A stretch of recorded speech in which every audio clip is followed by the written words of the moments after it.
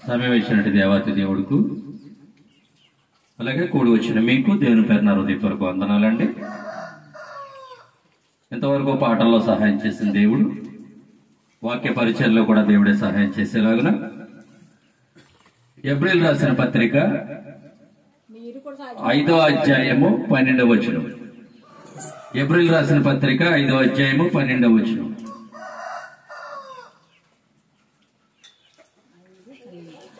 April రాసిన పత్రిక 5వ అధ్యాయము 12వ వచనం చదువుతాం. కాలమును బట్టి చూస్తే మీరు బోధకులుగా ఉండవలసిన వారై ఉండగా ఏటండి దేవోక్తులలో మొదటి మూలపాఠములను ఒకడు మీకు మరలా బోధింపవలసి వచ్చును. అలా ఉంటేగా అంటున్నాడు, మీరు పాలు త్రాగవలసిన వారే గాని బలమైన ఆహారం తినవలగా వారు కారు. మరియు పాలు త్రాగు ప్రతివాడును శిశువే గనుక ఏ విషయంలో అంటండి, నీతి వాక్యం విషయంలో అనుభవ జ్ఞానము లేనివాడై ఉన్నాడు. వయసు వచ్చిన వారు అభ్యాసము చేత మేలు కీడులను వివేచించుటకు సాధకము చేయబడిన జ్ఞానేంద్రియములను కలిగి ఉన్నారు గనుక బలమైన ఆహారము వారికే తగును. అర్థమైందని చదివితే మాట. చిన్న ప్రార్థన. సకలాశీర్వాదములకు కారణభూతుడైన మా ప్రియ పరలోకపు తండ్రి, మీకు వేలాది స్తుతులు స్తోత్రాలు నాయన. ఇంతవరకు తండ్రి నీ బిడ్డల పాటలు పాడుచుండ వారి కంఠస్వరాలు తెరవజేసి నీ నామమే మహిమ తెచ్చుకున్నందుకే మీకు స్తోత్రాలు నాయన. నాయన స్తుతి ఆరాధన నీ బిడ్డలను వాడుకున్నారు నాయన. మీకు వారు చేయు ప్రార్థన మీరు ఆలకించి ఉన్నారు. అలాగే తండ్రి ప్రభు ఉదయకాల సమయంలో ఉప్పిలి గ్రామంలో, మధ్యాహ్న కాల సమయంలో నామవానిపాలెం గ్రామంలో తండ్రి మీ దాసుడు నిలబడి మాట్లాడుచుండగా సమయోచితమైన జ్ఞానాన్ని మాకు అనుగ్రహించి నీ వాక్ శక్తితో మేము మాట్లాడడానికి మీరే సహాయం చేయమని సమస్త ఘనత మహిమా ప్రభావం నీకే చెల్లిస్తూ మమ్మల్ని మేము తగ్గించుకుంటూ తండ్రి నిన్ను ఇచ్చిస్తూ నీ ప్రియ కుమారుడు మా రక్షకుడైన యేసుక్రీస్తు పుణ్యనామములో అతి మీకు మృతునాడు వేడుకుంటున్నాను తండ్రి. ఆమేన్. ప్రియమంది ఎవరు వారులారా, ఏప్రిల్ రాసిన పత్రిక 5:12 చెప్పబడుతుంది. కాలమును బట్టి చూస్తే మనం అందరం ఎలా ఉండాలంట? కాలమును బట్టి చూస్తే ఎలా ఉండాలంట? బోధకులుగా ఉండాలి. కానీ వీళ్ళు ఎలా ఉన్నారంట? మొదటి దేవోక్తులు మరలా చెప్పవలసి వస్తుందంట. దేవోక్తులు ఎవరికి ఇవ్వబడ్డాయి? యూదులకు ఇవ్వబడ్డాయి. దేవోక్తులు అంటే ఏంటి?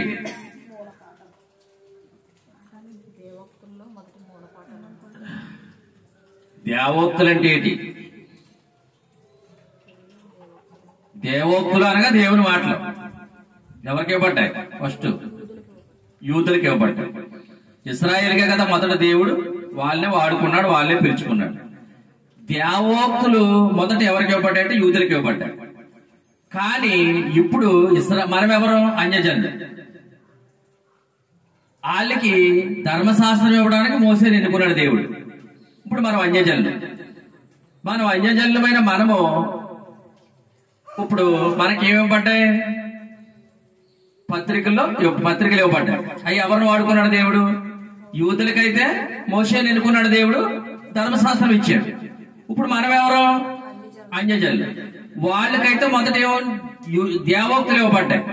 ఇప్పుడు ఆ దేవోక్తులు ఇప్పుడు మనకి ఏం చెప్తున్నాడు? మనం ఇప్పుడు ఈ కాలంలో మనం ఎలా ఉండాలంట? బోధకులుగా ఉండవలసిన వారమై ఉండగా ఇప్పుడు మనం ఎలా ఉన్నామంట?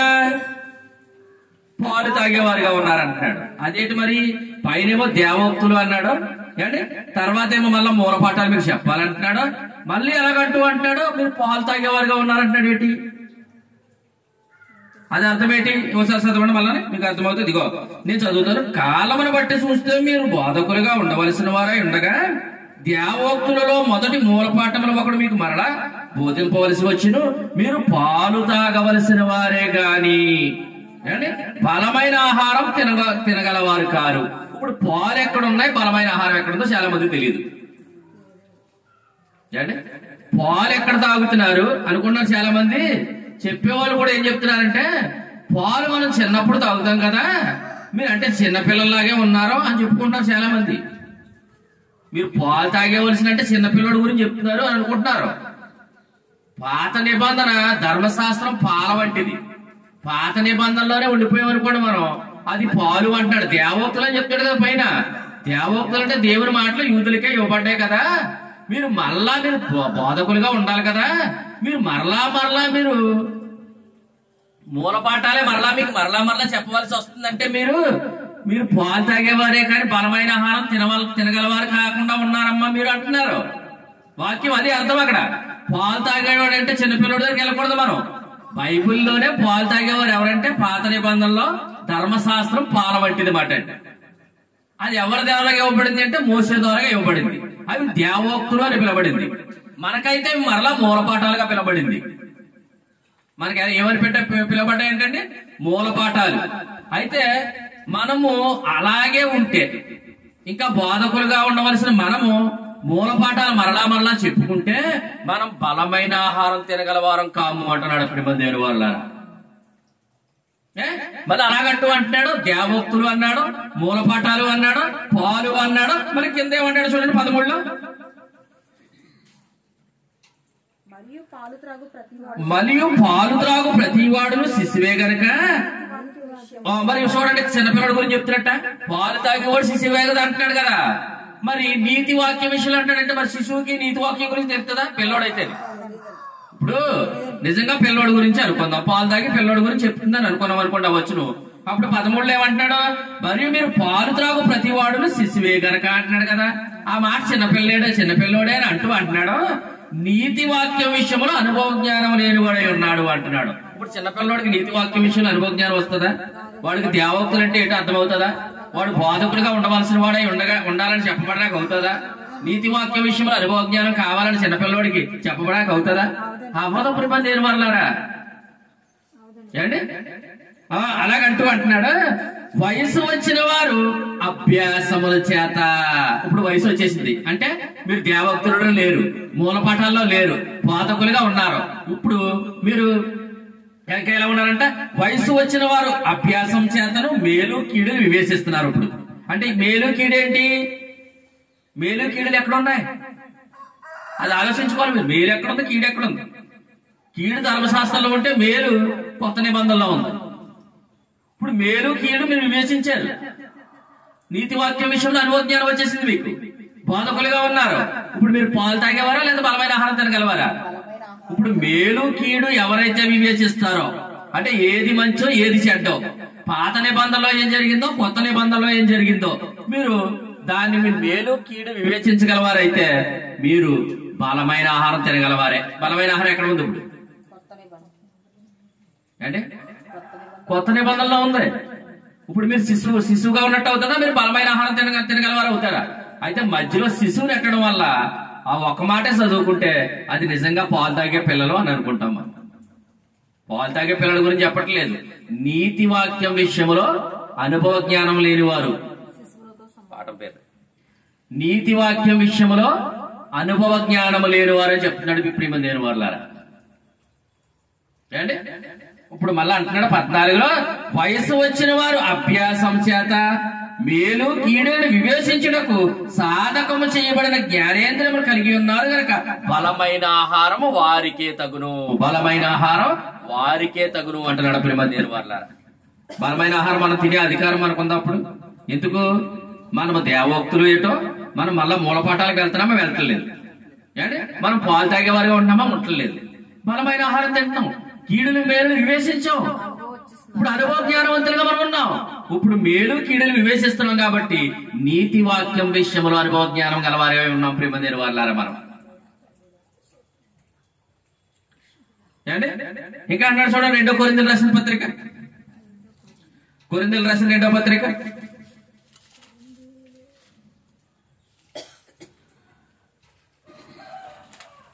కొరింథీయులకు రాసిన 2వ పత్రిక 1వ అధ్యాయం 11వ వచనం చదవండి.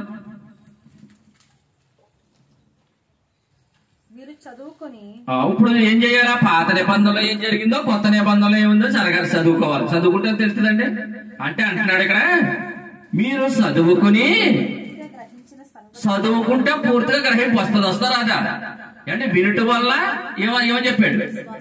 వినుట వల్ల విశ్వాసం కలుగుతుంది. చదువుట వల్ల ఏమవుతుంది? గ్రహింపు వస్తుందా? గ్రహింపు ఏంటి? కీడు మేలును వివేచించే జ్ఞానం వస్తుంది. ఇప్పుడు చదువుట వల్ల వినుట వల్ల ఏమో విశ్వాసం వస్తుంది. చదువుట వల్ల ఏమొస్తుంది అంటాడు ఇక్కడ.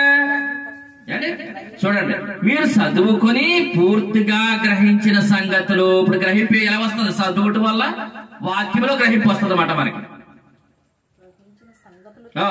గ్రహించిన సంగతులను తప్ప మరి ఏమీ మీకు రాయటలేదు. ఆయన గ్రహించారా? పౌలు గారు గ్రహించారండి? ఇప్పుడు అవి మనకు రాశారా?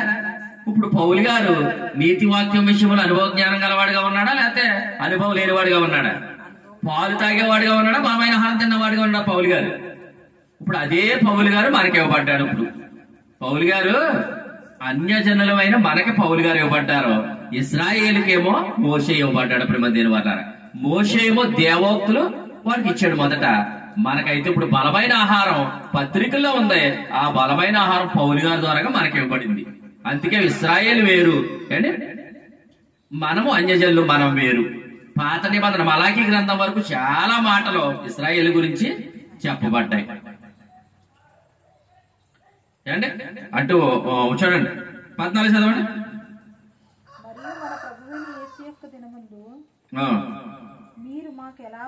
చూడండి 13 చదువు. మీరు చదువుకుని పూర్తిగా గ్రహించిన సంగతులను తప్ప మరి ఏమీ మీకు రాయటలేదు.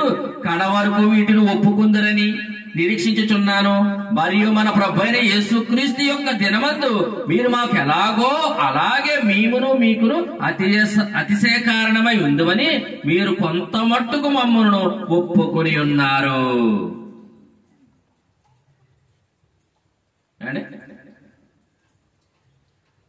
కొంత మట్టుకు మాత్రమే ఒప్పుకుంటారంట అతిశయ కారణంగా.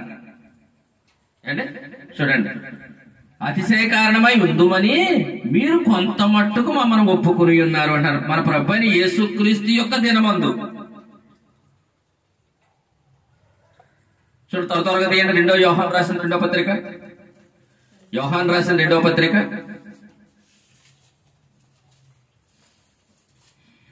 యోహాను రాసిన 2వ పత్రిక 1వ అధ్యాయం 9వ వచనం చదువు.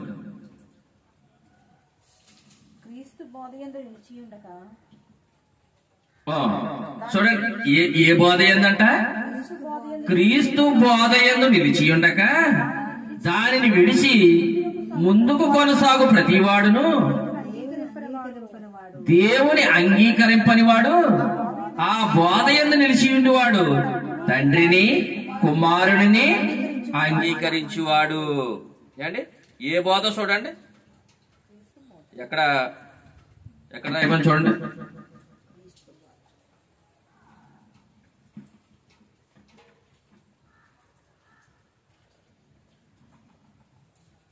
ఆరవ వచనం చదవండి. కొరింథీయులకు రాసిన 2వ పత్రిక. యోహాను రాసిన 2వ పత్రిక 1వ అధ్యాయం 6వ వచనం. మనం ఆయన ఆజ్ఞల ప్రకారం నడుచుటయే ప్రేమ. మీరు మొదటి నుండి విన్న ప్రకారం ప్రేమలో నడుచుకునవలనని అనున్నది ఆజ్ఞ అంటున్నాడు. యేసుక్రీస్తు శరీరధారి. ఎవరు ఒప్పుకోరు? ఇప్పుడు అంటే ఇక్కడ మీకు ఇందాక ఎంత చెప్పాను? మీకు 9వ వచనం చెప్పాను కదా. క్రీస్తు బోధయుండు నిలిచి ఉండక దానిని విడిచిపెట్టి ముందుకు కొనసాగు ప్రతివాడును దేవుని అంగీకరింపడం ఉంది కదా, అంగీకరించాడు కదా. ఇప్పుడు 7లో అంటున్నాడు యేసుక్రీస్తు శరీరధారి వచ్చినని ఒప్పుకోనని వంచకులు అంటున్నాడు. చూడండి, ఇప్పుడు అలాంటి క్రీస్తు శరీరధారి అయి వచ్చినని ఆ శరీరధారిగా ఆయన పొందిన ధర్మశాస్త్ర ప్రభుత్వం నుంచి విడుదలపరిచి అంటే శరీరధారిగా వచ్చి ఏం చేశాడు? ఆయన ధర్మశాస్త్ర ప్రభుత్వం నుంచి మనల్ని విడుదలపరిచి ఆయన పొందిన గాయముల చేత మనకు స్వస్థత చేసి అంటే ఆయన రక్తము ద్వారా మన నీతిని అనుగ్రహించి ఆయన విశ్వాసం ఉంచడం ద్వారా మనల్ని నీతిమంతులుగా చేసి ఇప్పుడు ఎంత కార్యం జరిగిన వారు చేసిన ఆ కార్యాన్ని పక్కనెట్టేసి అంటే ఆయన మనకు దేవుడు కాదు, ఆయన మనిషి. ఒప్పుకోవట్లేదు చాలా మంది. ఆయన మనకు దేవుడు ఎలాగవుతాడు? మనం యెహోవా యందు విశ్వాసం ఉంచాలి తప్ప యేసుక్రీస్తునందు కాదు అంటున్నారు ప్రేమ దేని వాళ్ళారా. మనము అందుకే మధ్యలో యెహోవా యందు విశ్వాసానికి యేసుక్రీస్తునందు విశ్వాసానికి మధ్యలో ఒకటి ఉండిపోయింది. ఏంటంటే ధర్మశాస్త్రం వల్ల పాటించడం వల్ల విశ్వాసం ఉందని, విశ్వాస మర్మం ఒకటి ఉందని, ఆ మర్మం యేసుక్రీస్తునందు విశ్వాసం అని తెలియదు చాలా మందికి. ఇప్పుడు విశ్వాస మర్మం ఏంటి అంటే ధర్మశాస్త్రం విశ్వాస సంబంధమైనది కాదు. ఆ విశ్వాసం యేసుక్రీస్తునందు విశ్వాసం ఉంచాలి కదా, ఆ విశ్వాసం మర్మమైనట్టుగా ఉండిపోయింది. అది యేసుక్రీస్తు వచ్చిన తర్వాత బయలుపరచబడింది. అండి యేసుక్రీస్తు వచ్చిన తర్వాత బయలుపరచబడింది. అది ఆ బ్లాక్ అది కలిపి చూడాలి. నువ్వు అక్కడ బ్లాక్ అండి. ఇప్పుడు యేసుక్రీస్తు శరీరధారి వచ్చినని ఒప్పుకొని వంచకులు అనేకులు లోకంలో బయలుదేరి ఉన్నారు. బయలుదేరాలి లేదా అండి? ఇప్పుడు 9 ఏమంటాడు అంటే క్రీస్తు బోధ యందు నిలిచి ఉండగా దానిని విడిచి ముందుకు కొనసాగు ప్రతి వాడును దేవుడు అంగీకరించేవాడు కాదంటాడు. అలాగంటూ అంటాడా అండి? అంగీకరించేవాడు ఆ బోధ యందు నిలిచి ఉండేవాడు తండ్రిని కుమారుని అంగీకరించేవాడు. ఎవడైనా ఈ బోధన తేక మీ యొద్దకు వచ్చిన ఎడల వారిని మీ ఇంట చేర్చుకొనవద్దు, శుభమని వారితో చెప్పవద్దు. శుభమని వారితో చెప్పేవాడు వారి దుష్టక్రియలో పాలువాళ్ళగును. ఇప్పుడు ఈ విషయాన్ని ఎలా చెప్తారు చాలా మంది. ఇప్పుడు మీకు ఎలాగ అర్థమైంది ఈ మాట? యేసుక్రీస్తు శరీరధారిగా వచ్చాడని ఎవడైతే ఒప్పుకోడో వాడు వంచకుడు. అంటే యేసుక్రీస్తు బోధ యందు నిలిచి ఉండగా వేరొక బోధ చేసేవాడు వాడికి దేవుడికి విరోధి. ఇప్పుడు అలాంటి వాడికి మీరు వందనాలు చెప్తే వాడు దుష్టక్రియలో మీరు పాలువారు కదా, ఎలా చెప్తారు ఈ విషయాన్ని? అది ఇప్పుడు మనం బయట ఉన్న వాళ్ళు ఎలా చెప్తారు ఈ మాటలు? ఎవడన్నా తప్పు చేస్తే, ఎవడన్నా వాళ్ళకి ఇష్టమైన వాళ్ళు లేకపోతే అలాంటి వాళ్ళకి వందనాలు చేయొద్దని చెప్తారు చాలా మంది. ఎందుకు ఈ మాట ఏంటి అక్కడ? ఇప్పుడు నాకు విరుద్ధంగా ఎవరైనా సంఘంలో ఉన్నారనుకోండి, మీరు అలాంటి వాళ్ళకి వందనాలు చెప్పారంటే మీకు వాళ్ళ దుష్టక్రియలో మీరు పాలువారు అవుతారని చెప్తారంటున్నారు. ఇప్పుడు అలా చెప్పట్లేదు ఇక్కడ. ఇప్పుడు అలాగైతే ఎవరు చెప్పకూడదు ఇప్పుడు వందనాలు? క్రీస్తు బోధ యందు నిలిచి ఉండని వారికి, యేసుక్రీస్తు శరీరధారిగా వచ్చి ఒప్పుకోని వాళ్ళు ఎవరికో వాళ్ళకి వందనాలు చెప్పకూడదు. వాళ్ళు ఎవరో దుష్ట కార్యాలు చేస్తున్నారు వాళ్ళు అంటున్నాడు అండి. అది నేనంటున్నా లేదా ఇక్కడ ఉందా చూడండి. క్రీస్తు బోధ యందు నిలిచి ఉండగా దానిని విడిచిపెట్టి ముందుకు కొనసాగు ప్రతి వాడును దేవుని అంగీకరింపనవాడు.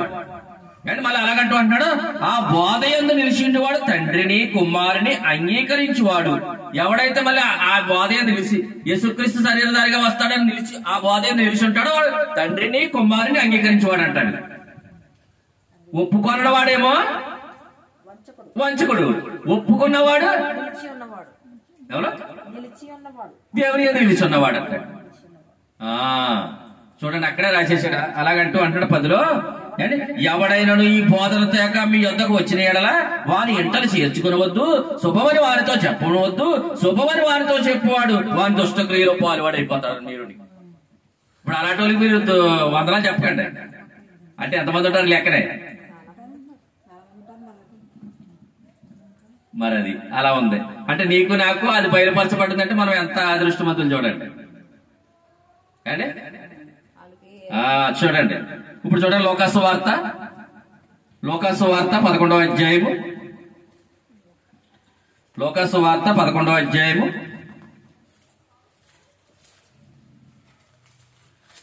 42వ వచనం చదవండి.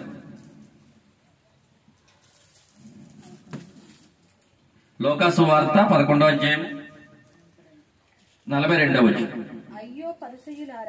ఇప్పుడు ఎవరి గురించి చెప్తున్నాడు ఈ మాట? ఇప్పుడు అక్కడ ఎవరి గురించి చెప్పాడు?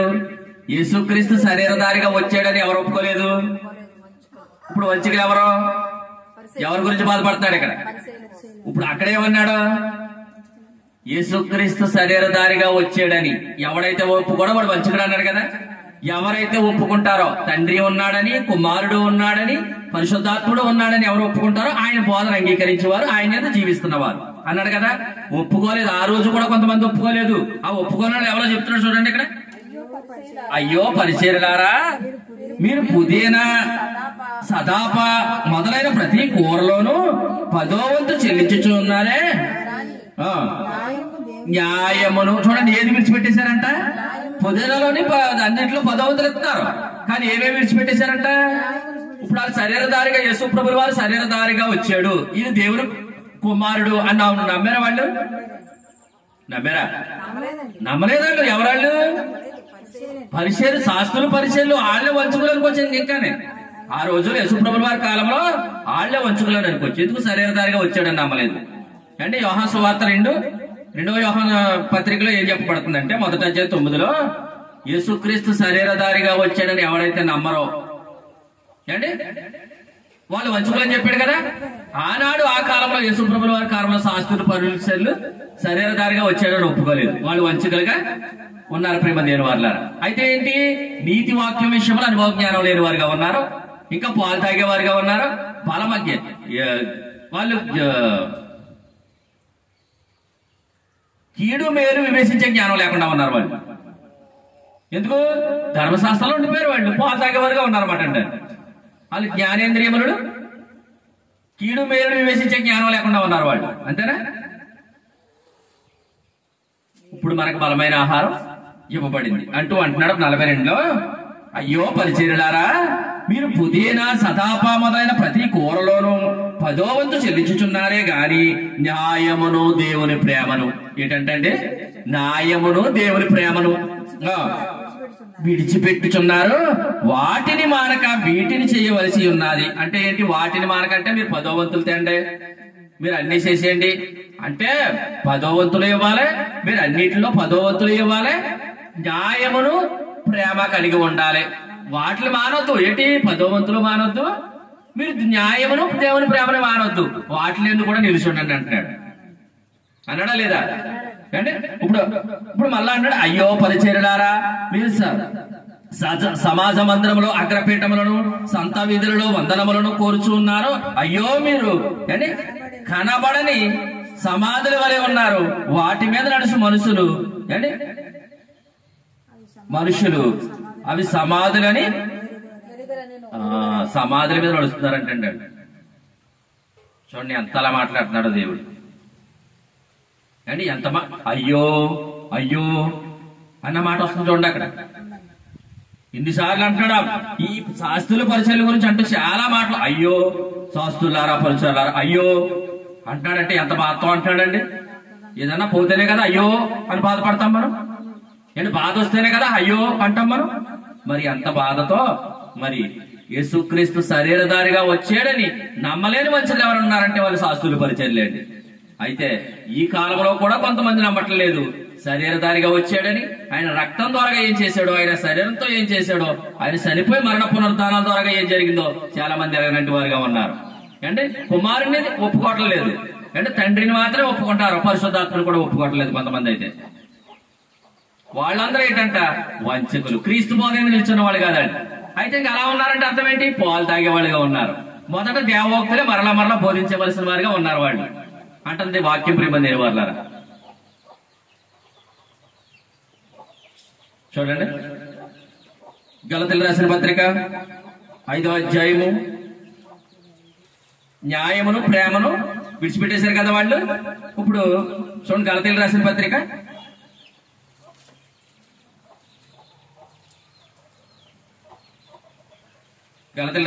5వ అధ్యాయము 22వ వచనం చదవండి.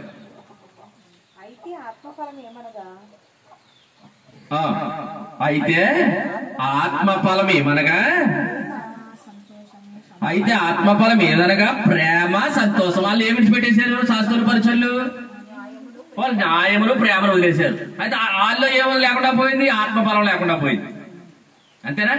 ఆత్మఫలం ఏదనగా ఏమేమున్నాయి అక్కడ? ఆత్మఫలం ఏదనగా అంటున్నాడు, ప్రేమ, సంతోషము, సమాధానము, దీర్ఘశాంతము, దయాలత్వము, మంచితనము, విశ్వాసము, సాత్వికము, ఆశా నిగ్రహము అంటున్నాడు. ప్రేమ దేవుని వారులారా అండి, అంతేనా? ఇప్పుడు దేవుని వలన వచ్చినాయా లేకపోతే ఈ లోకాధికారం వల్ల వచ్చినాయి? అయ్యి అంటే ప్రేమ, సంతోషము, దీర్ఘశాంతము, దయాలత్వం అని దేవుని వల్ల కలిగినయా లేకపోతే ఈ లోకాధికారం వల్ల కలిగినయా? దేవుని వలన కలిగిన ప్రేమ దేవుని వారులారా. అంటే వాళ్ళు శాస్త్రులు పరిచయాలు, అయ్యో వేషధారులారా పరిచయాలారా, మీరు పురాణాలను సమాధానంలో అన్ని సదోపలోను అన్ని మీరు పదవంతిస్తున్నారు, కానీ మీరు న్యాయమును ప్రేమను విడిచిపెట్టేశారు. యేసుక్రీస్తు శరీరధారిగా వచ్చాడని, ఆయన కుమారుడిగా ఈ లోకానికి పంపబడ్డాడని మీరు ఎరుగనంటి వారుగా ఉన్నారు అంటున్నాడు ప్రేమ దేని వాళ్ళ. అలాంటి వారు ఎవరంటే వంచకులు అంటున్నాడు ప్రేమ దేని వాళ్ళ. అయితే మరి వాళ్ళు న్యాయమును ప్రేమను విడిచిపెట్టేశారు కాబట్టి, అసలు ప్రేమనే విడిచిపెట్టేస్తే యేసు ప్రభుల వారు ఏమైనారంటే ప్రేమ ఉన్నాడు ప్రేమ దేని వాళ్ళారా. అట్టి ప్రేమను మనకు అనుగ్రహించడానికే మనకి ఈ లోకానికి వచ్చారు ఆయన.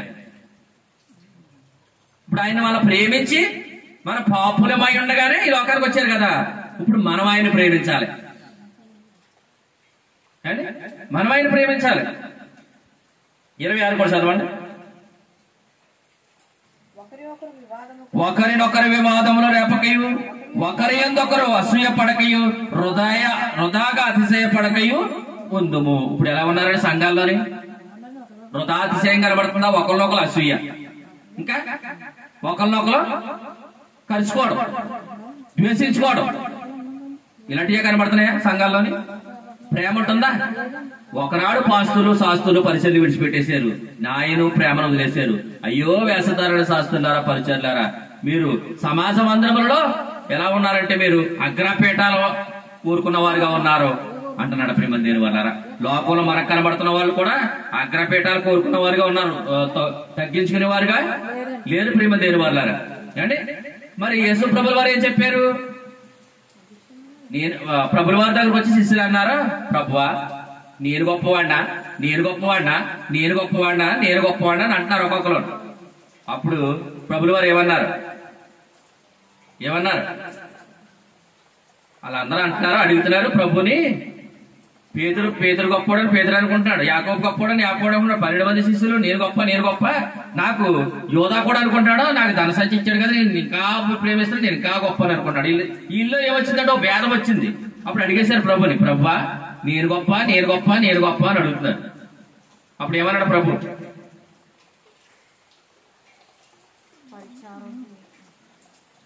మీలో ఎవడైనాను గొప్పవాడై ఉండకూరని ఎడలా వాడు పరిచారకుడై ఉండండి అంటే. ఇప్పుడు ఎవరైనా సంఘంలో గొప్పవారై, ఒక బోధకుడైనా సంఘంలో ఉన్నవారైనా ఎవరైనా గొప్పవారుగా ఉండకూరని ఎడల ఏం చెయ్యాలి? పరిచర్య చెయ్యాలి. ఎంతమంది చేస్తారు పరిచర్య? నాతో సహా. ఇప్పుడు నేను సంఘం ఉన్నదండి, సంఘం భోజనాలు చేస్తే ఆకలి చేస్తాను. నేను ఎందుకు తిను? నా ప్రెస్టేజ్ ఏమైపోతే తగ్గిపోతుంది. పాస్టర్ గారు ప్రెస్టేజ్ ఏమైపోతే నా ప్రెస్టేజ్ ఏమవుతుంది? మీరు తిన్న ఆకులు ఏం చేస్తారంటే తీరు. మరి ప్రభు ఏమంటున్నాడు? మీలో ఎవడైతే గొప్పవాడిగా ఉండకూరని ఎడలా వాడు పరిచారకుడు అంటాడు. పరిచారం అంటే ఏంటి? సంఘం తిన్న ఆకులు తీయండి అని అర్థం. నేను పరిచారం చేయడానికే వచ్చాను కానీ చేయించుకుని రాలేదంటే మరి ప్రభు, నేను మీ అందరికీ పరిచయం చేయడానికే వచ్చాను కానీ చేయించుకోవడానికి రాలేదంటాడు. ఆయన కాళ్ళు నొక్కించుకున్నాడా? ఎప్పుడన్నా మెల్ల నొక్కించుకున్నాడా? ఆయన హెలికాప్టర్ మీద తిరిగారు యేసు ప్రభులు వారు.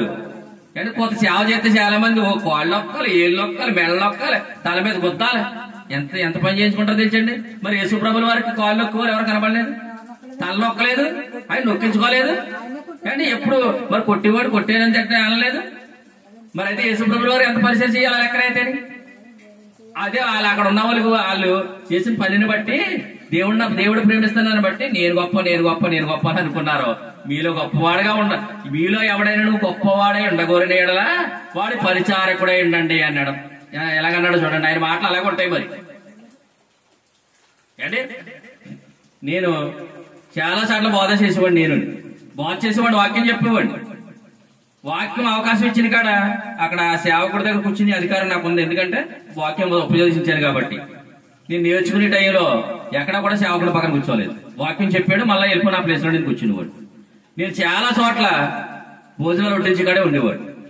వాక్యం చెప్తున్నారు కదా, నేను భోజనాలు వడ్డించడం ఏంటని అనుకోలేదు ఎప్పుడు. నేను చాలా వాటిలో తగ్గించుకుంటానే వచ్చాను. మరి అలాగని చెప్పి దేవుడు నన్ను పక్కన పెట్టేశాడా? పెట్టలేదు. దేవుడు మనం ఎంతగా తగ్గించుకుంటామో దేవుడు అంతగా ఇచ్చించేవాడు అన్నాడు ప్రేమ దేని వల్ల. ఎవడైతే గొప్పవాడుగా ఉండగోరిన ఎడల వాడు పరిచారకుడై ఉండవలెను. కాకినాడలో ఒక ఆయన ఉన్నాడండి, అతని పేరు ఎబినేజర్ అన్నయ్య. సేవకుడు ఒక సంఘాన్ని నడిపిస్తాడు, ఒక 50-70 మంది దాకా ఉంటారు ఆ సంఘంలో. ఎక్కడికి వెళ్ళా ముందు వంటలే చేసేస్తాడండి ఆయన, ఎక్కడికి వెళ్ళా వడ్డించేస్తాడండి. మరి ఇప్పుడు ఆయన గొప్పవాడుగా అవుతాడు, చేస్తాడా లేదా దేవుడు? ఎక్కడికైనా నేను సేవకుడిగా ఉండాలని అనుకోవడం, బలిపీఠం మీద ఇక అందరు సేవకులతో కూడా కూర్చోవాలని అనుకోవడం ఎవరేజ్ అంటే. కానీ చక్కగా వంటలో ఎక్కడ పరిచయం జరిగినా, ఎక్కడ ప్రార్థన పెట్టుకున్నా ముందు వంట వండేస్తాడు, భోజనాలు వడ్డించేస్తాడు, అందరూ తిన్నాక తింటాడు. మరి ఆ మనసు చాలా గొప్పది కదా. ఇప్పుడు ప్రభులు వారు ఏ మనసు కలిగి ఉన్నాడు, అతను ఆ మనసు కలిగి ఉన్నాడు. ఎందుకు? పరిచయాలు చేయడానికే వచ్చాను కానీ చేయించుకొని నేను రాలేదన్నాడు. ఇప్పుడు ఆ మాట ఆయన కలిగి అది కమిట్ అయిందా లేదా? ఖచ్చితంగా మనం కూడా అలాగే ఉండాలి. ప్రేమ దేని వల్ల దేవుని పని విషయంలో పరిచారకులుగానే ఉండాలి, కానీ పరిచయం చేయించుకునే విషయంలో మనం దూరంగా ఉండాలి. చేస్తానంటే మనకు అవసరం లేదని చెప్పాలి. అమ్మ వద్దు, మా పని మేము చేసుకోగలదు అని చెప్పాలి. చదువు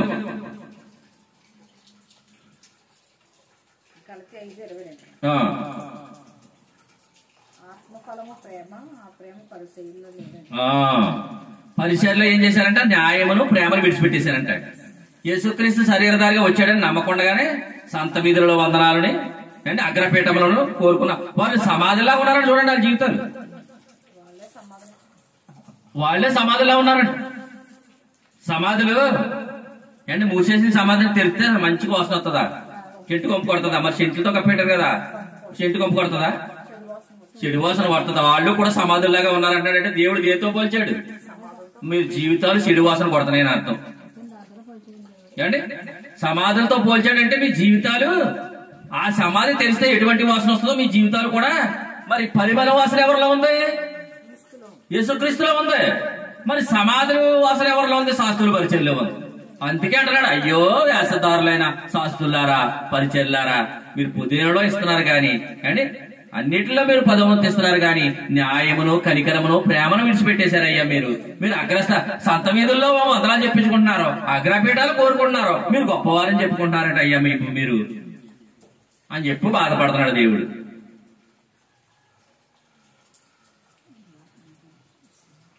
యోహాను సువార్త 3:5. యోహాను సువార్త 3:5. యోహాను సువార్త 3:5.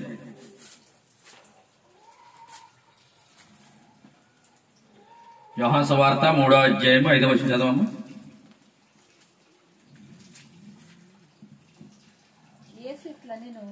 యేసు ఇట్లా నేను ఒకడు నీటి మూలముగాను ఆత్మ మూలముగాను జన్మిస్తేనే గాని దేవుని రాజ్యములో ప్రవేశింపలేడని నీతో నిశ్చయముగా చెప్పుచున్నాను. శరీరం మూలముగా, చూడండి, శరీరం మూలముగా అంటే శరీర సంబంధమైన జీవితం. శరీరం మూలముగా జీవించినది శరీరమును, ఆత్మ మూలముగా జన్మించినది ఆత్మనై ఉన్నది. మీరు కొత్తగా జన్మింపవలనని నీతో మీతో చెప్పునందుకు ఆశ్చర్యపడవద్దు అంటున్నాడు. చూడండి, ఇప్పుడు శరీర సంబంధమైన జీవితం కొత్త జన్మ, లేదా ఆత్మ సంబంధంగా జీవించేది కొత్త జన్మ. ఇప్పుడు యోహాన్ ఏం చెప్పాడు? ఈయన గురించి సాక్ష్యం ఇచ్చాడు కదా. యోహాన్ గారేమో తినలేదు తాగలేదు, ఆయన తోలిదట్టు కట్టుకుని వచ్చారు యోహాన్ గారు యేసు ప్రభుల వారి మార్గం తెలియపరచడానికి. ప్రజలు ఏమన్నారు? వీడు తింటలేదు తాగట్లేదు అని చెప్పి ఆయన అన్నారు. కానీ ఆయన ఏం చెప్పాడు? నువ్వు రాబోతున్నవాడు నువ్వేనా అన్నదప్పుడు, నేను కాదు, నా వెనకొచ్చేవాడు గొప్పవాడు, నాకంటే ప్రముఖుడు, ఆయన చెప్పులు విప్పుడు కానీ నేను పాత్రుని కాదు, నేనైతే నీటిలో బాప్తిసం ఇస్తున్నాను కానీ నా వెనకొచ్చేవాడు ఆత్మలోను అగ్నిలోను బాప్తిసం ఇస్తాడని చెప్పాడు. ఇప్పుడు ఆత్మలోను అగ్నిలోను అంటే ఆలోచించిన విషయమే. అసలు అగ్నిలో బాప్తిసం ఎవరు పొందుకున్నారు? ఆత్మలో బాప్తిసం ఎవరు పొందుకున్నారు? అగ్నిలతో ఎందుకు ఇవ్వాలి? ఆత్మతో ఎందుకు ఇవ్వాలి చెప్పండి. ఇప్పుడు అపోస్తుల మీదకి ఎలా వచ్చింది? ఆత్మ అగ్ని రూపంగా వచ్చింది. యేసు ప్రభుల వారి మీదకి ఎలా వచ్చింది? పావురు వలె వచ్చింది. యేసు ప్రభుల వారి మీదకి పావురంగా ఎందుకు వచ్చింది? అపోస్తుల మీదకి అగ్నిగా ఎందుకు వచ్చింది చెప్పండి. కరెక్ట్గా చెప్పు. ఈ అగ్నితో కాల్చి పని లేదు. యేసు ప్రభుల వారి జీవితంలో అగ్నితో కాల్చి పని లేదు. ఆయనే బంగారం, ఆయనే వెండి బంగారం వెలగరాళ్ళు ఆయనే, ఆయన అగ్నితో కాల్చి పని లేదు. మనం ఈ ప్రజలు కర్రాగడ్డి కొయ్యకలి పరిచయంలో ఉండిపోయారు కాబట్టి అది కాల్చాలి. ఇంకా జీవితంలో కూడా అంటే మనం అనేకమైన జీవితంలో ఏం చేస్తుంది, మన అగ్ని అపోస్తులందుకు అగ్ని నాలుకల వల్ల దిగింది దాని మీద. ఇప్పుడు అందులో ఉన్న భయాన్ని పతి కాల్చిపడేసింది. ఇప్పుడు మన పెదవులు కూడా ఆయన అగ్నితో కాలుస్తాడు. ఇప్పుడు శాస్త్రులు పరిచర్లు అన్ని చేస్తున్నారు, కానీ న్యాయమును ప్రేమను వదిలేశారు. వాళ్ళు సమాధుల వలె ఉన్నారు. దేవునికి అయ్యో వేస్తారా శాస్త్రులారా పరిచర్లారా అని బాధపడే స్థితిలో వాళ్ళు ఉన్నారు. ప్రేమందేని వాళ్ళారా. అయితే చూడండి 3:5 అంటున్నాడు ఇక్కడ. ఒకడు నీటి మూలముగాను ఆత్మ మూలముగాను జన్మిస్తేనే గాని దేవుని రాజ్యంలో ప్రవేశింపలేడు నీతో నిశ్చయముగా చెప్పుచున్నాను. శరీరం మూలముగా జన్మించినది శరీరమును, ఆత్మ మూలముగా జన్మించినది ఆత్మనే ఉన్నది. మీరు కొత్తగా జన్మింపవలని నీతో చెప్పినందుకు ఆశ్చర్యపడొద్దు. మన కొత్త జన్మ ఎక్కడ వస్తుంది అంటే యేసుక్రీస్తుని అంగీకరించడం ద్వారాగా మన హృదయంలోని పరిశుద్ధాత్మ వస్తుంది. ఆ హృదయం కడగబడుతుంది. మన జీవితం అంటే బాప్తిసం తీసుకుంటున్నాం మనందరం కూడా, ఆయన్ని అంగీకరిస్తున్నాం. కొత్తలో జన్మలో కడిగి పెడతాం. అంటే పాత ఆకాశం, పాత వెలుగు, పాత గాలి, పాత నీరన కొత్తగా జన్మించడం అంటే, లేకపోతే ఒక ఆయన అడిగాడు కదా, నేను తల్లి గర్భంలోకి వెళ్ళి మళ్ళా ఎలా తిరిగి రాగలుగుతాను, కొత్త జన్మ అంటే ఎలాగా అని చెప్పి అడిగాడు ఆయన. అందుకే శరీర సంబంధమైన జీవితం, ఆత్మ సంబంధమైన జీవితం గురించి చెప్పాడు ఇక్కడ.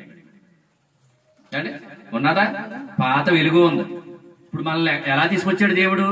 అంధకారములో నుంచి వెలుగు కలుగునుగా కానీ దాంట్లోంచి పలికిన దేవుడే ఇప్పుడు మన హృదయంలోనికి ఆయన వెలుగై ఉన్నాడు. ఆ వెలుగులో మన హృదయంలోనికి ప్రకాశింపజేస్తున్నాడు. ఒకప్పుడు అంధకారం నుంచి వెలుగు కలిగజేసింది ఆయనే. ఇప్పుడు ఆయన వెలుగై ఉన్నాడు. ఆ వెలుగు మన హృదయంలో ప్రకాశింపజేస్తున్నాడు. ఇప్పుడు ఇవ్వండి ఎంత మంచి విషయాలు ఉన్నాయండి. శరీర సంబంధంగా జన్మించిన వాడు శరీరం మూలంగా జన్మించిన వాడు శరీరమును, ఆత్మ మూలంగా జన్మించిన వాడు ఆత్మనై ఉన్నాడు అన్నాడు. ప్రేమందేని వాళ్ళారా,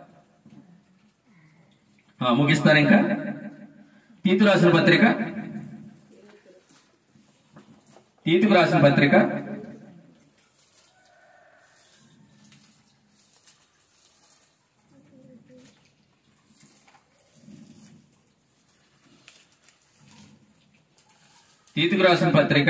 చూడండి. 3:5 3వ అధ్యాయం 5వ వచనం చూడండి. 3:5 అంటున్నాడు. 4 నుంచి చదవండి. 4వ వచనం నుంచి తీతుకు రాసిన పత్రిక 3వ అధ్యాయము 4వ వచనం. మన రక్షకుడైన దేవుని యొక్క దయను మానవ ఎడల ఆయనకున్న ప్రేమయు. ఇప్పుడు వాళ్ళు ఏం చేశారు? ప్రేమను విడిచిపెట్టేశారు కదా, న్యాయం ప్రేమను విడిచిపెట్టేశారు కదా. అంటే ఎందుకు విడిచిపెట్టేశారంటే ఆయన శరీరధారిగా వచ్చాడని ఒప్పుకోలేదు కాబట్టి. ఇప్పుడు ఇక్కడ అంటున్నాడు, మన రక్షకుడైన దేవుని యొక్క దయయు మానవుడి ఎడల ఆయనకున్న ప్రేమయు ప్రత్యక్షమైనప్పుడు. ఎప్పుడు ప్రత్యక్షమైందంటే ఆయన శరీరధారిగా లోకానికి వచ్చినప్పుడు అయిందా? అంటే ఏమేంటి చూడండి, అక్కడ టిక్ పెట్టుకుంటా రెండుని. మన రక్షకుడైన యేసు యొక్క దయయు మానవుల ఎడల ఆయనకున్న ప్రేమయు ప్రత్యక్షమైంది లోకానికి. ఆయన శరీరధారిగా వచ్చాడని, శరీరధారిగా వచ్చినప్పుడు అలాగంటూ అంటున్నాడు, మనము నీతిని అనుసరించి చేసిన క్రియల మూలమునగా కాక తన కనికరమ చొప్పునే పునర్జన్మ సంబంధమైన స్థానము ద్వారాను పరిశుద్ధాత్మ మనకు నూతన స్వభావం కలుగజేయడం ద్వారాను మనను రక్షించెను. రక్షింపబడ్డమా లేదా? అలాగంటూ అంటాడు, ఆయన కృప వల్లే అంటాడు. ఆయన కృప వల్లే జరిగింది. మనము నీతిని అనుసరించి చేసిన క్రియల మూలమున కాదు అంటాడు. వల్ల యేసుక్రీస్తు దయ వలనే, యేసుక్రీస్తు కృప వలనే, ఆయన కృప వలనే జరిగింది తప్ప ఇది మనం చేసాం. మన నీతిని అనుసరించి మనం నీతిమంతులుగా జీవించి, మనం ఏదో పరిశుద్ధులుగా జీవించి, మనం ఏదో గొప్ప కార్యాలు చేసేసి అంటే మనకు అతిశయం వచ్చేస్తుంది. అంటే ఒకే ఒక్కడో 2 లక్షల రూపాయలు ఎట్టి ఏదైనా సబెట్టించాడు అనుకో, వాళ్ళు అతిశయం అవుతుంది. నేను 2 లక్షలు ఎట్టి సబెట్టించాను అని అతిశయం వస్తుంది. అందుకే మనము నీతిని అనుసరించి చేసిన క్రియలు కాదు, తన కనికరమ చొప్పుని, ఆయన కృప చొప్పుని జరిగి చేసిన కార్యం అది. అటు అంటున్నాడు ఇదిలో, మనము నీతిని అనుసరించి చేసిన క్రియల మూలమునగా కాక తన కనికరముల చొప్పునే పునర్జన్మ సంబంధమైన స్థానం ద్వారాను పరిశుద్ధాత్మ మన నూతన స్వభావం కలుగజేయడం ద్వారాను మనం రక్షించను. పరిశుద్ధాత్మ మన నూతన స్వభావం ఇస్తుందా లేదా? ఇస్తుందా లేదా? పరిశుద్ధాత్మ హృదయం కడుగుతుందా లేదా? ఖచ్చితంగా కడుగుతుంది.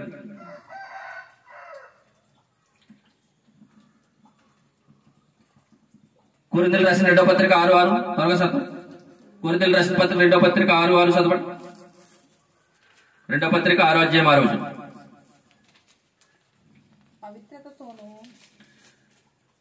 అక్కడేమన్నాడు? నీతిని అనుసరించి క్రియను మూలంగా కాక తన కనికరమ చొప్పునే చేశానంటాడు కదా. ఇక్కడ అన్నాడు పవిత్రతతోను, జ్ఞానముతోను, దీర్ఘశాంతముతోను, దయతోను, పరిశుద్ధాత్మ వలనను, నిష్కపటమైన ప్రేమతోను, సత్యవాక్యములు చెప్పుట వలనను, దేవుని బలము వలనను, కుడి ఎడమల నీతి ఆయుధములను కలిగి ఘనత వలనను, సుకీర్తి దుష్కీర్తి వలనను దేవుని పరిచారకులమై ఉండి అన్ని స్థితులలో మమ్మను మేమే మెప్పించుకొనుచు ఉన్నాము. చూడండి అండి, అన్ని విషయాల్లోనే అన్నాడా? అన్ని విషయాలు అంటే పైన ఉన్న విషయాలని అర్థం. అవన్నీ ఇంటికి వెళ్తారు, చదువుకోండి, నాకు సమయం లేదు అండి. రోమిలకు రాసిన పత్రిక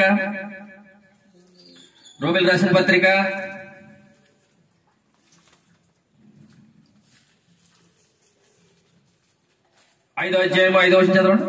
ముగించేస్తాను, త్వరగా చదవండి. 5:5 రోమిలకు రాసిన పత్రిక 5వ అధ్యాయం 5వ వచనం. ఎందుకనగా ఈ నిరీక్షణ మనలను సిగ్గుపరచదు, మనకు అనుగ్రహింపబడిన పరిశుద్ధాత్మ ద్వారా. మనకు అనుగ్రహింపబడిందా లేదా పరిశుద్ధాత్మ? ఆ నిరీక్షణ సిగ్గుపరుస్తుందా మనల్ని? సిగ్గుపరచదు అంటాడు 5లో. ఎందుకనగా ఈ నిరీక్షణ మనల్ని సిగ్గుపరచదు, మనకు అనుగ్రహింపబడిన పరిశుద్ధాత్మ ద్వారా దేవుని ప్రేమ మన హృదయంలో కుమ్మరింపబడి ఉన్నది. ఇప్పుడు పరిశుద్ధాత్మ హృదయంలోకి రావడం వల్ల ఏ కుమ్మరింపబడింది? దేవుడు ఏమై ఉన్నాడు? ప్రేమై ఉన్నాడు. శాస్త్రుల పరిచయం ఏమి విడిచిపెట్టేశారు? న్యాయం, ప్రేమ విడిచిపెట్టేశారు. ఆయన శరీరధారిగా వచ్చాడని ఒప్పుకోవడం మానేశారు. ఇప్పుడు పాలు తాగే వారంటే ఎవరు చెప్పారు మీకు? దేవోక్తులు ఎవరికి ఇవ్వబడ్డాయి? యూదులకు ఇవ్వబడ్డాయి. బలమైన ఆహారం ఎవరికి ఇవ్వబడింది? బలమైన ఆహారం అంటే ఏంటి? పాలు తాగడం అంటే ఏంటి చెప్పారు మీకు. కొలసీలు రాసిన పత్రిక లాస్ట్ వచనం. కొలసీలు రాసిన పత్రిక వచనాలు ఎక్కువ వస్తాయని బాధపడద్దు. మీరు వాక్యం తెలుసుకోవాలంటే వచనాలు ఎక్కువ రావాలి. కొలసీలు రాసిన పత్రిక 3వ అధ్యాయం 14వ వచనం చదవండి. 3:14. వీటన్నిటిపైన పరిపూర్ణతకు అనుసంబంధమైన ప్రేమను ధరించుకొనిడి. ఇగో చూడండి, వీటిని అన్నిటిపైన పరిపూర్ణతకు అనుబంధమైన ప్రేమను ధరించుకుని క్రీస్తును అనుగ్రహించు సమాధానం మీ హృదయంలో ఏలచుండనీయుడి. ఇందుకొరకే మీరు ఒక్క శరీరముగా పిలువబడితిరి. ఏంటి మనం ఒక్క శరీరం ఎందుకు పిలువబడతాం? ఎందుకు పిలువబడ్డాం? మనం చదవాలి, అర్థమవలేదు మీకు. క్రీస్తు అనుగ్రహించు సమాధానము మీ హృదయములో ఏలచుండనీయుడి. అర్థమైందా? యేసుక్రీస్తు అనుగ్రహించి సమాధానం మన హృదయంలో ఏలనివ్వాలి. అంతేనా? అలాగే రాయబడిందా చూడండి. క్రీస్తు అనుగ్రహించు సమాధానం మీ హృదయంలో ఏలచుండనీయుడి. ఏంటి? ఇందుకొరక మీరు ఒక్క శరీరముగా పిలువబడితిరి. ఒక్క శరీరముగా ఎందుకు పిలువబడ్డాం మనం? చెప్పాలి. ఒక్క శరీరంగా ఎందుకు పిలువబడ్డాం?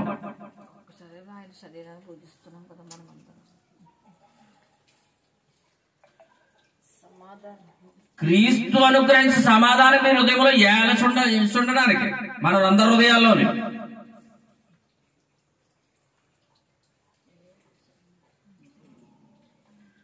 క్రీస్తు అనుగ్రహించి సమాధానం మన హృదయంలో ఏలచుండనీయుడి. ఇందుకొరకే మీరు ఒక్క శరీరంగా పిలువబడ్డారంటే ఏంటి? అర్థమైందా మాట? ఏప్రిల్ రాసిన పత్రిక 5 మొదటి చదివారు కదా, చదివేండి, ముగించేస్తాం. ఏప్రిల్ రాసిన పత్రిక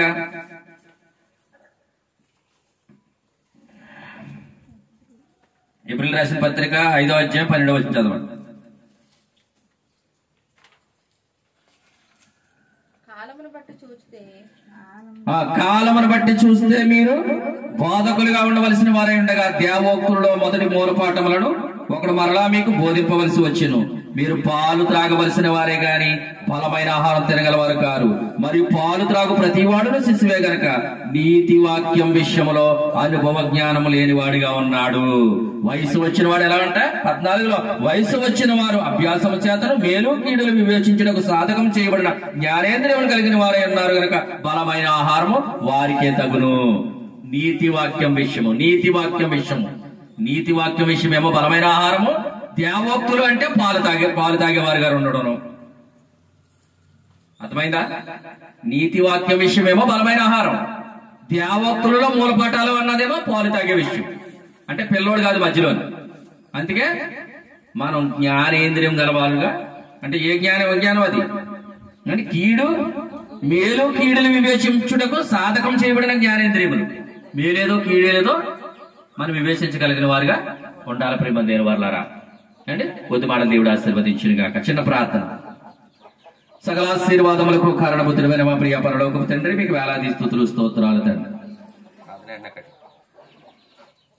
ఈ దినమున తండ్రి ప్రభు పాటల్లోను వాక్య పరిచయంలోను కీర్తన భాగంలోను తండ్రి నన్ను సమస్తము నీ స్వాధీనం అందించుకుని నేను ఆమె ఘనతకే తండ్రి మీరు వాడుకున్నందుకు మీకు స్తోత్రాలు చెల్లిస్తూ, నన్ను రాత్రికాల సమయంలో జరగబోయే యానంలో కూడా తండ్రి నీ కృపచేత మీరే నడిపించమని సహాయం చేయమని సమస్త ఘనత మహిమా ప్రభావాలు నీకే చెల్లిస్తూ మమ్మల్ని మేము తగ్గించుకుంటూ మిమ్మల్ని హెచ్చిస్తూ రాబోతున్న యేసు ప్రభువు వారి యొక్క నామములో అతి మిగిలి బతిమాడి వేడుకుంటున్నాను తండ్రి.